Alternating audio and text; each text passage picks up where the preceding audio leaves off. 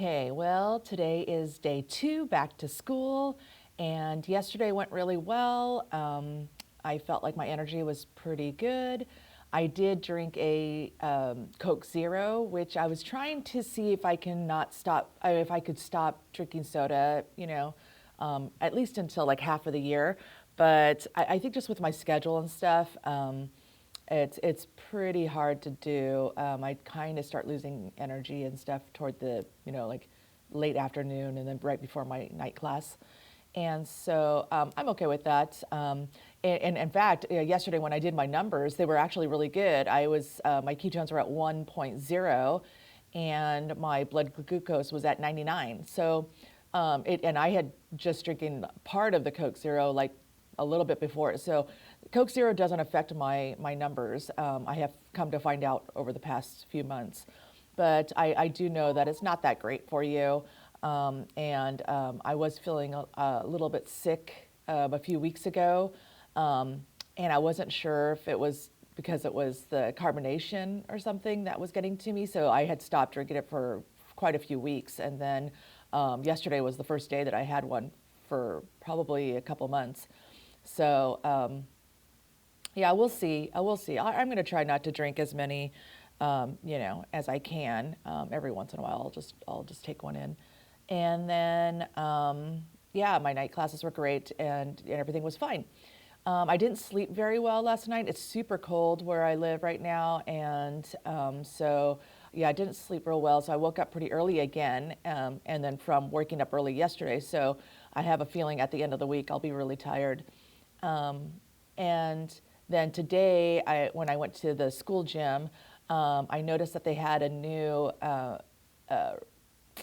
bike, a stationary bike, and it's really like high class and stuff. It has like the monitor, where you can do a follow along. So I thought, oh, this is great. But when I went to go on it, it wasn't turning on, and it wasn't starting or anything. And I kept checking and checking, and it was plugged in and things. So I went online to find out, because there was no power button. And then I found out that there is no power button. It just is on all the time. So I think it's broken. But it rides really smoothly. Like I could just do it manually, but then I would have to just kind of watch the clock, or it'd be kind of just watch a YouTube video or something. So I ended up using I used a recumbent bike instead, which I'm not a big proponent on because I kind of feel like you're not really doing anything. But I mean, I got my legs moving and stuff. So I did it for 25 minutes on a hill, a random hill program. And so I didn't even crack a sweat, but it's pretty cold in the gym. But yeah, I didn't even crack a sweat or anything, so that's okay. I got my legs moving and things. I did notice that I am gaining a little bit of weight on the scale, which I'm okay with because I think because I'm exercising now, I'm gaining back some muscle that I had lost. So that's kind of a key also, as that if you're really worried about the numbers on your scale, don't be, because sometimes it's deceiving because you could, like I think I was telling you this the other video, I lost a lot of weight very, very quickly, but I could definitely see that I had lost a lot of muscle as well, especially in my legs. I used to have very thick, strong, kind of manly legs, and now they're kind of like bird legs, and very my skin is kind of sagging on my thighs and things like that. And so I know that I lost a lot of muscle there. And so that could contribute to the weight loss, as far as the pounds on the scale. But, now that I'm exercising, I can feel that my legs are getting stronger again, just, by touching it physically, feeling like they're stronger. And if I see the numbers rise on the scale, I'm okay with that. That's okay with me because I'm still at the lightest that I have been in I don't even know how long, probably maybe since high school, because I don't really ever remember taking my weight like in my 20s or my 30s. Yeah, I just really don't know how much I weighed. And so, yeah, I think that this is probably the lightest that I've been in since high school. So, if I fluctuate 5 or 10 pounds one way or the other, I'm totally fine with that. I'm not stressed that I'm not, losing more weight and things like that. I've lost so much already that I'm fine. So I hope that you can get into a place where you're like that too, where your physical fitness means more to you than the number on the scale, because we don't want to lose weight unhealthily either. and some of us might know how that feels, especially if you've been sick and now you've lost a lot of weight. And you can kind of see it. I see it in the mirror too.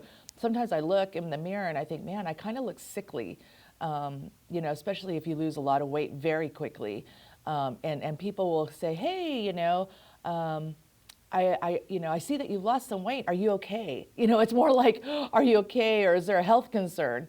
So, you're not really supposed to talk about weight with people, it's just like that, but, what are you going to do? But yeah, no, I feel healthy and hopefully the exercise is going to help. And if I do gain some of the weight back that I've lost, then at least it's going to be with muscle and not fat. So that's good. So I can feel that my tummy, yeah. And again, they always say, how are your clothes fitting?